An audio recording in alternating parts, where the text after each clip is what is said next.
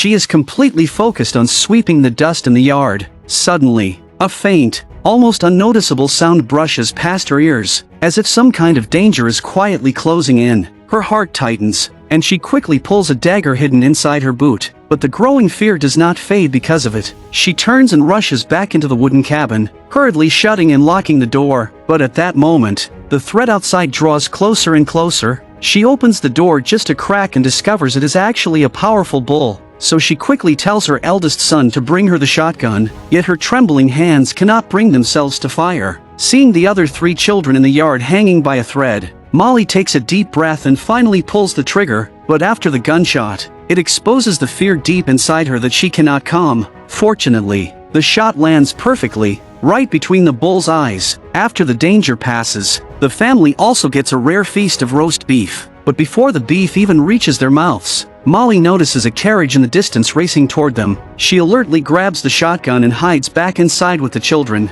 secretly watching through the window. When she sees that there are only a man and a woman in the carriage, she finally walks out with the gun, still looking guarded. I'm Sergeant Nate Clintoff. This is my wife. We're headed to Everton. You're a little off the track. Couldn't help but smell your roast.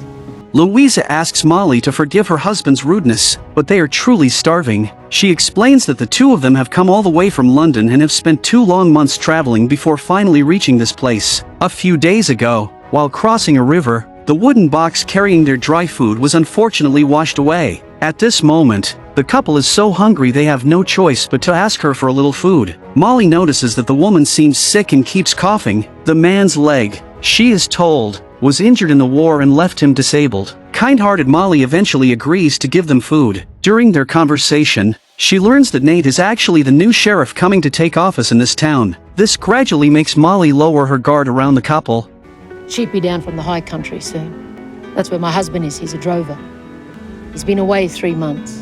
When Louisa learns that Molly and her husband have been apart for 3 months, she cannot help feeling sympathy. She says that ever since she married her husband, the 2 of them have been almost inseparable. Even being apart for 3 days feels like forever to her. But as people often say, a little absence makes the heart grow fonder. She can imagine that after such a long separation from loved ones, their reunion must become an unforgettable memory. After hearing this, a faint smile rises at the corner of Molly's mouth. She seems to be savoring that warm and sweet scene in her mind. As Molly speaks, she looks toward the children beside her, but none of the children says a word. After a brief silence, Molly asks them for a favor. When they go into town, she wants them to take the children along and send them to the priest's house, because her husband has been away herding for 3 months and still has not returned, and because Molly is pregnant and about to give birth. The priest had already promised to look after the children for her temporarily. Before they leave, Molly tells her eldest son Danny to sell the beef for a good price. Then he should buy some flour, sugar, and tea. Most importantly, he must also buy some bullets. Although Danny is only 12 years old, because his father leaves for months at a time, he has long been like a little man, often traveling alone between home and town. This time, he is not going to stay at the priest's house, only to trade for some necessities and bring them back. This is Molly's first time being separated from her children. Thinking that tonight there will be only her and Danny left at home, bitterness and reluctance quietly rise in her heart. After sending the children away, Molly leaves the cabin alone with a shotgun over her shoulder. She goes to a large rock by the river and sits there, staring into the distance without saying a word. On her weather-worn face, there is only silence and heaviness. Only when dusk begins to fall does she return the way she came, carrying a troubled heart. But what she never expects is that as soon as she reaches the door, she sees a man collapsed in the yard. Molly raises the gun and moves toward the man step by step. She finds him lying motionless on the ground, as if he has already stopped breathing. But just then, a sudden sharp pain strikes her belly. Her water has broken. As she lets out a painful cry, the man suddenly jumps up from the ground, holding a sharp axe in his hand. Worried that the man will kill her at this moment, Molly begs him to spare her child. Unexpectedly, the man does not take advantage of her weakness, but swings the axe hard into a wooden stump. Seeing him put down the weapon and slowly reach his hand toward her, Molly, enduring the pain, has no choice but to hold back her hostility for now. Still, the shotgun in her hands does not lower, and she remains on guard. But after carrying the child for 10 months, Molly never imagined the baby would be born without breath, yet she has no time to grieve, because the person who has broken into her home is a black man. Seeing that he has no intention of hurting her, Molly forcefully chops off the iron collar around his neck. This is her way of repaying him for helping her just now, but the man does not leave right away. He anxiously explains that he was not pretending to be dead when he lay on the ground, and he had no bad intentions. He only did it because he saw her coming back from a distance and worried she would shoot him. Before he can finish, Molly interrupts him and asks whether he has ever been to school. The man humbly says that a missionary once taught him to read and write, but after hearing this, Molly feels even more uneasy, because an educated black man, in itself, is seen as a danger. The man does not argue, but keeps kneeling on the ground and sincerely says he will leave after helping her bury the child. And the collar? My crime, missus? Existing whilst black. Yadaka, of the Guguyimera, adopted Naraga. Feeling the kindness Yadaka is showing, Molly allows him to stay and help, and she will prepare food for him, but before dark, he must leave. When Yadaka finishes making the coffin, he sees Molly sitting at the doorway, holding the lifeless child in her arms. She is so calm that it looks as if she has only just rocked the child to sleep. Only when she sees the tiny wooden box does a faint trace of pain appear on Molly's face. She forms her right hand into a loose fist and places it over the baby, then blows hard into it. Seeing the confusion and shock on Yadaka's face, Molly explains that an Aboriginal woman taught her to do this. That woman once helped bury Molly's first son, who died young, and her father, who died of illness. Strangely, Molly did not cry back then, but that unrelated woman cried until she was covered in tears. Although Yadaka is puzzled, he does not ask. He lowers his head, nails the wooden box shut, and prepares to bury the baby with Molly. But right then, Danny suddenly returns. Seeing a stranger, he thinks robbers have come to the house. He drops the supplies he bought and rushes over like a madman. Molly quickly stops her son and tries to tell him the man is not bad, but they have only known each other for a few hours, and even she herself is not certain. Sure enough, back in town, everything has already exploded into chaos. The richest man's wife and daughter have been brutally killed. The blame points straight to the black man who escaped while Aboriginal prisoners were being transferred, and judging from the portrait, it is none other than Yadaka, who has appeared here. Amid Danny's clear, haunting singing, Molly's face is solemn. She stands before the grave and says her final goodbye to the child who died before even opening his eyes. Yadaka notices that buried here, besides Molly's first son and her father, is also her mother, who died in childbirth. But Molly's mother's grave marker is only a simple stone. On it is written the name Mary, without even a surname or date. Before her son's lament ends, Molly turns and heads down the hill back home. Yadaka also walks in the opposite direction. Danny looks at his mother's back, but in the end, he still runs after Yadaka, whom he has only just met. Are you a bad man then? I don't think I am. Where's your boots? You lose them? No. Where's yours? Got none. What do you do when the snow falls? You ask a lot of questions. Judging from Danny's small frame, Yadaka thought he was only 8 or 9. He never expected that the boy was already 12 years old. But in the end, 12-year-old Danny is still a child. When asked whether he is ready to take part in men's business, his mind goes blank. The first thing he thinks of is his father and the widow out west. They even hug and touch each other openly right in front of his mother. But Yadaka tells him that the men's business he is talking about is not the same as what his father does. So what's your men's business? Responsibilities to your ma, your brothers, your sister. Yadaka hooks a wooden stick up from the ground with his foot, then plants his stance firmly and demonstrates for Danny. He teaches Danny how to strike prey quickly and accurately. After that, he answers Danny's original question, how to survive winter without boots. He will leave with his people and migrate to a warmer place before the harsh winter arrives. Danny says with an expectant face that this winter, he will have boots to wear. They are old boots his father no longer wears, handed down to him, but just like the shoes on his feet now, he will have to stuff a lot of grass inside to make them fit. Speaking of the father he has not seen in 3 months, Danny starts talking non-stop again. He says that when he was little, he accidentally damaged his father's shoes and was beaten by his father with a belt. The scar on his waist was left by the belt buckle. Danny's dim little face is filled with sadness, yet he still quietly defends his father, saying he only did it because he was drunk. It's not what you wear on your feet, Danny. It's how you carry yourself makes a decent man. After Danny says this, Yadaka hands him the stick and teaches him by hand how to become a proper hunter. When Molly turns back to look for her son, this is the scene she sees. This should have been a father's duty, but unexpectedly, the first person to teach her son is a seemingly dangerous black fugitive. At first, she told Yadaka he had to leave before dark, but now she suddenly changes her mind and allows him to stay at the house for the time being. Yadaka does not eat and drink for nothing. He and Danny work together to saw off a large section of wood and bring it back, preparing to chop enough firewood for Molly. Meanwhile, Nate and Louisa, who have come all the way from London, finally settle in, but as soon as they arrive in town, several murders take place. The most shocking is the killing of the richest man's wife and daughter. As sheriff, Nate actively investigates the case while also asking around about Molly's husband's whereabouts. After all, he has been away for 3 months and still has not returned. Now, the whole town is full of danger, because Molly once gave him a meal. Nate is very worried about the safety of her and her son. Soon, he learns from other shepherds that Molly's husband always goes out herding with the team led by Robert. The man also points out to Nate that the horse tied under a tree not far away is Molly's husband's mount. But just as Nate is about to find Robert and ask him questions, he is held up by a thief who suddenly appears. Focused on catching the thief, he misses the chance to ask more. When he gets home after work, he finds that his wife Louisa's flu has grown worse. Even so, he is still more worried about Molly and her son, because several murders have happened near her home. Louisa tells her husband he had better go check on them, but there is too much to handle at the police station, and he cannot leave, so Nate decides to send a mounted officer there tomorrow. That night, Molly, her son, and Yadaka sit around the fire together. Yadaka teaches Danny how to use a file, while Molly sits nearby mending clothes. The scene is so warm it almost looks like a family. It is clearly time to sleep. But Danny is not sleepy at all and insists that Yadaka tell him a story. Yadaka does not have any fairy tales to tell, but he does share his own experience. He was born in a simple,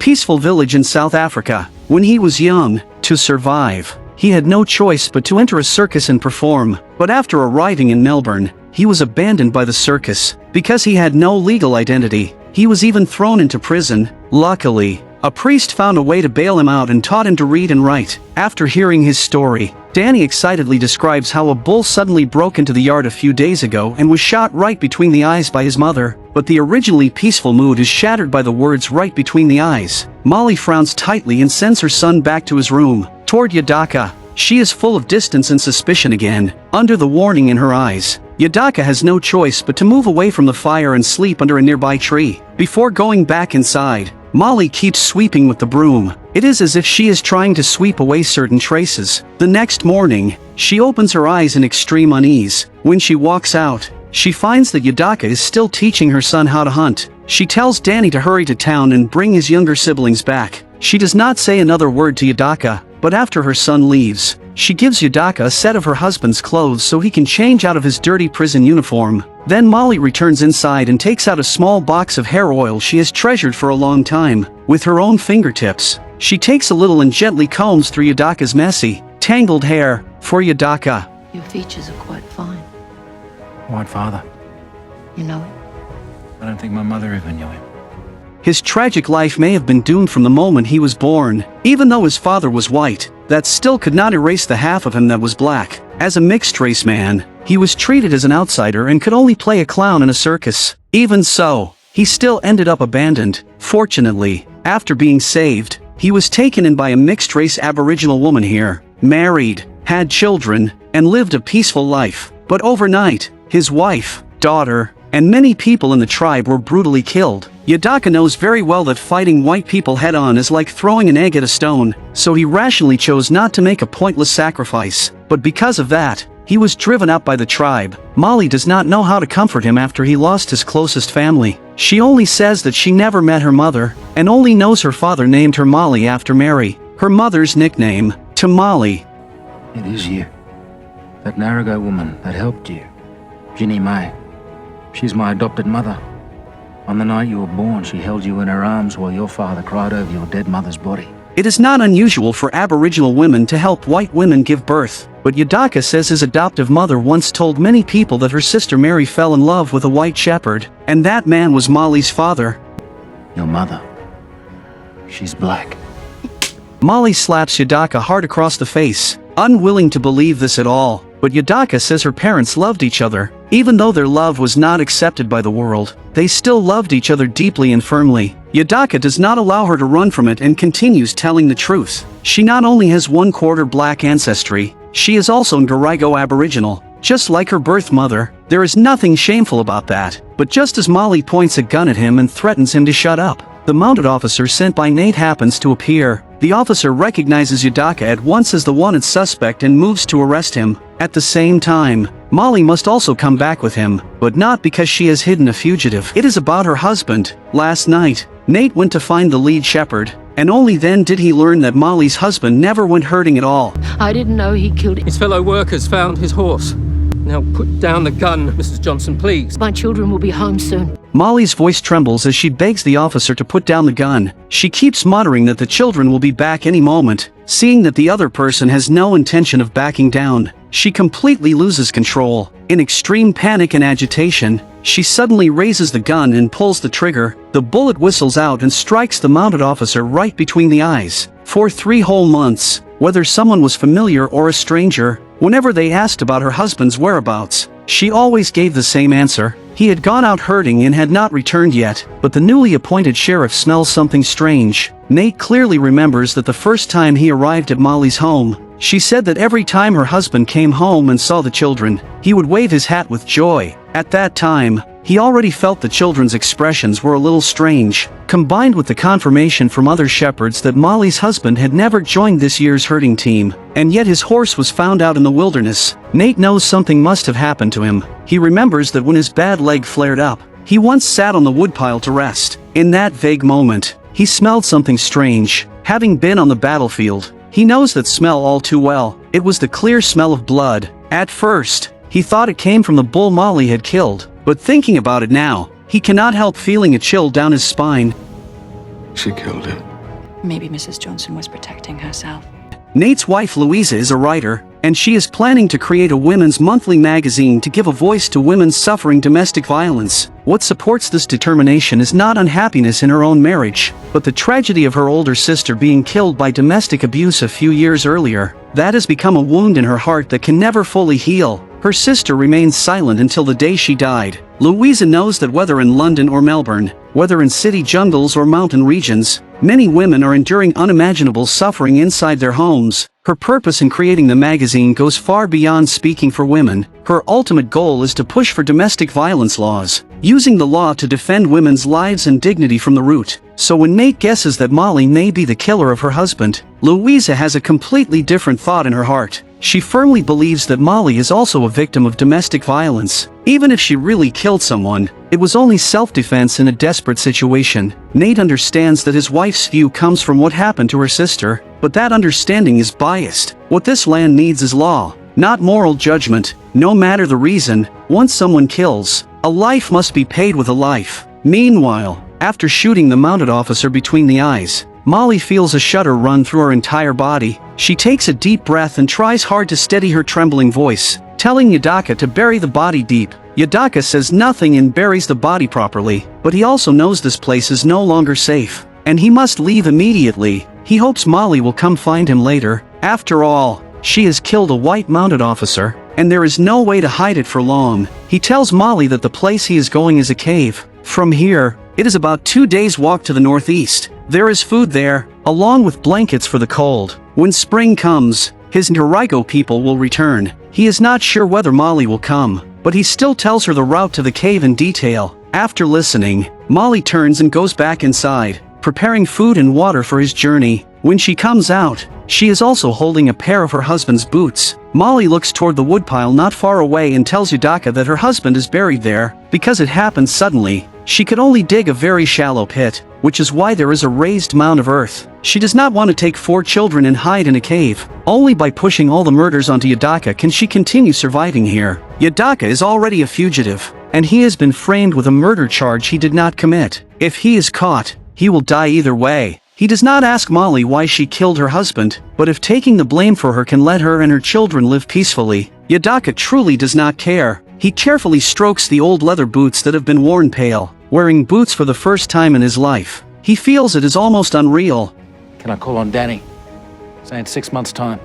Molly never expected that he was willing to risk coming back only to keep the promise he made to her son. Seeing the emotion on her face, Yadaka continues, saying he hopes one day he can take her and her daughter for a walk along the riverbank where the ice has melted and wildflowers are blooming, across the open fields where the wind moves through the green grass. But just as Molly begins imagining the beautiful future he describes, she suddenly notices a man walking out of the house. It is Robert, the leader of her husband's herding team. He only wanted to ask Molly why her husband had missed the herding trip, but unexpectedly, he hears a black man talking about taking Molly away. He has not heard the first half of their conversation, so he keeps demanding to know where her husband is. When he sees Yadaka wearing Molly's husband's clothes and boots, Robert angrily punches and kicks him. He is convinced that Molly and this black man are having an affair. When Danny returns from town, he sees a scene that nearly stops his breath. The shepherd who once called his father a brother is violating his mother right there in the yard, and Yadaka, the first person who ever taught him survival skills,